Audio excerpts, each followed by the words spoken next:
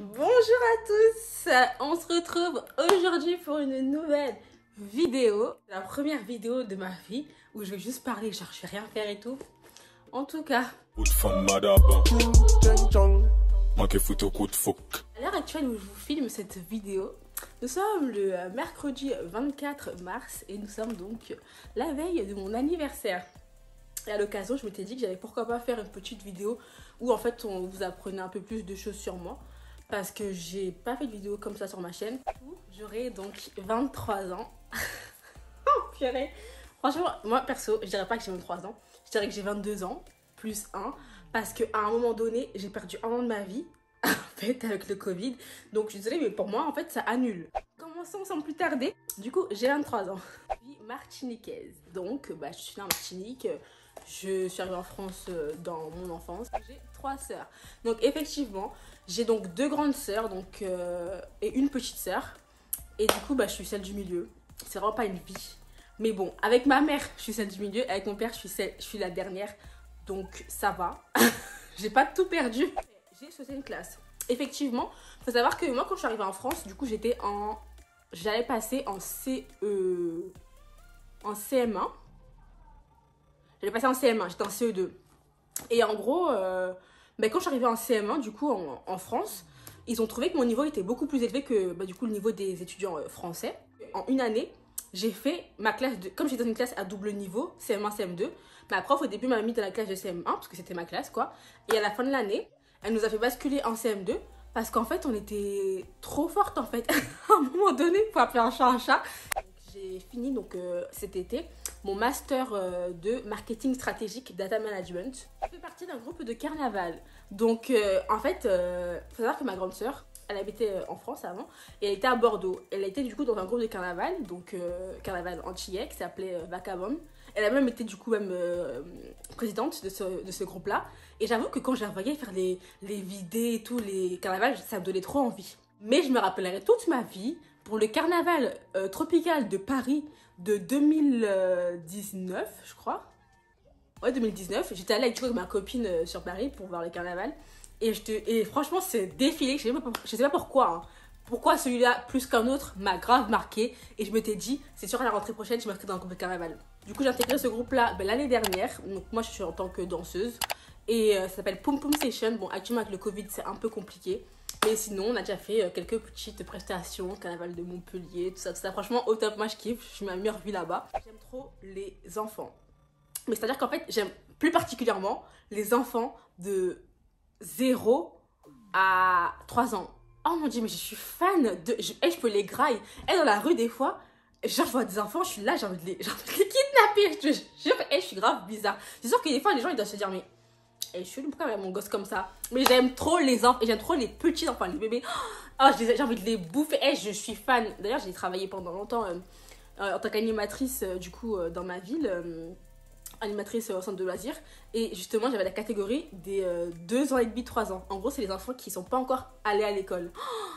Mais comment je pouvais d'être pour eux. J'étais amoureuse de tous mes enfants. Petite, je voulais être cuisinière.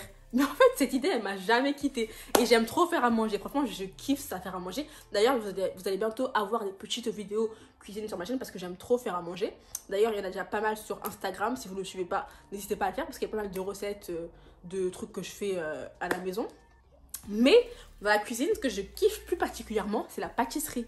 Mais la pâtisserie, ma vie, j'aime trop faire des pâtisseries, des gâteaux, des crêpes, j'aime trop pâtisser en fait. Genre, mon objectif, c'est de faire le meilleur pâtissier un jour dans ma vie. C'est une passion pour les nounours, mais c'est très grave en fait. C'est-à-dire que là, aujourd'hui, Coralie, t'as 23 ans.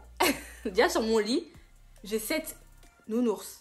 De toutes les tailles, hein. Que ce soit des grands, des 1 mètre, des 5 cm, j'ai des nounours de toutes les tailles et j'aime trop les nounours. Même sur mon canapé, genre j'ai des nounours, genre là, je vous présente Simba. 3 artistes favoris, vraiment ces artistes-là, c'est B, je les aime de mon cœur en fait, c'est-à-dire que c'est mes gars. Carrément mes potes, ils savent très bien qu'il faut même pas parler de ces 3 artistes-là parce que j'aime trop. Faut même pas parler en mal d'eux parce que en fait, ils me connaissent hein, mais on dirait c'est mes enfants. Comment je peux aller au front pour eux? Et je suis là pour les défendre et tout, même dans l'indéfendable, et je les aime trop.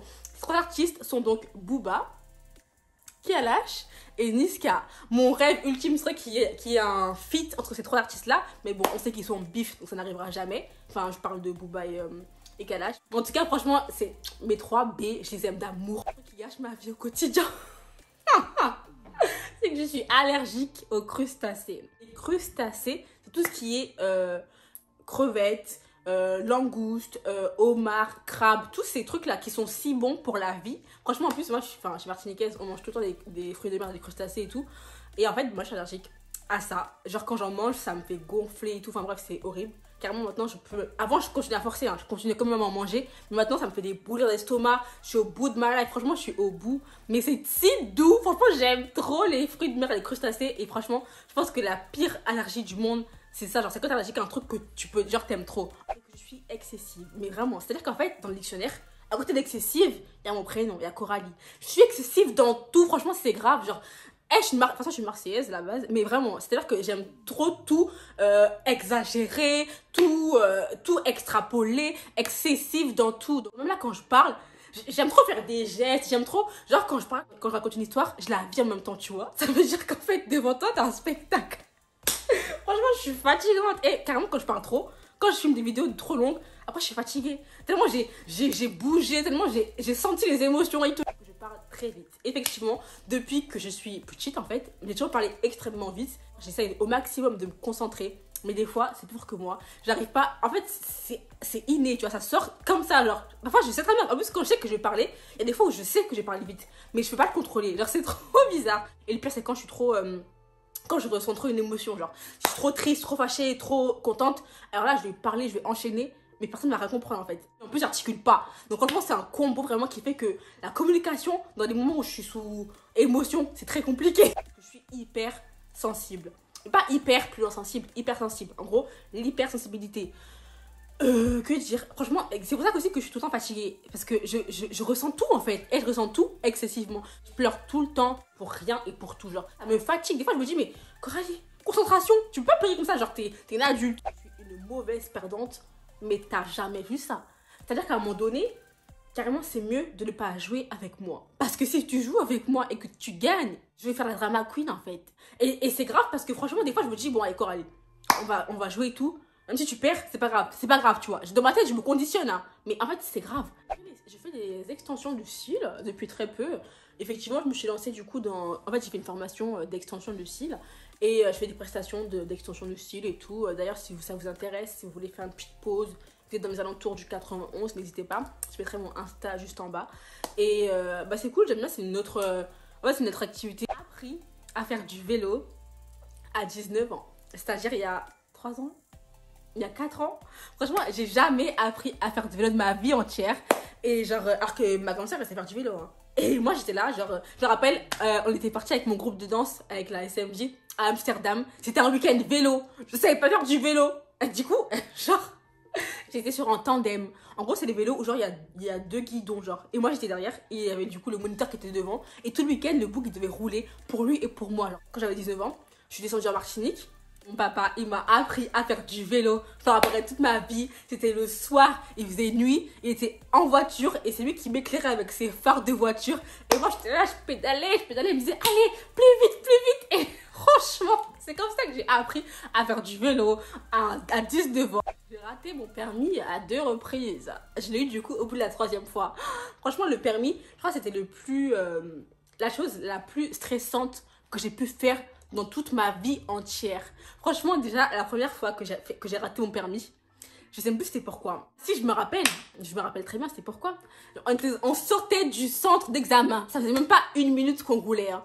On était là, on roule, tout ça. Maintenant, il me dit... Au rond-point, tourne à gauche. Et moi, un truc, c'est que moi, je confonds toujours ma gauche et ma droite. Maintenant, le bug, il me dit quoi? Il me dit oui. Tu tournes à gauche, direction parking, je sais pas quoi. Donc moi, je me dis, ok, je tourne à gauche, donc je vais mettre mon clignotant, aller à gauche. Sauf que c'est pas, je tourne ma tête à droite et je vois un panneau de direction parking, je sais pas quoi. J'ai dit, oh mon dieu, je me suis trompée. En fait, c'est là qu'il faut que je tourne. Et dans la panique, tu vois, j'ai braqué direct et j'ai tourné à droite. Et là, le mec, il m'a dit, mais... Qu'est-ce que vous faites?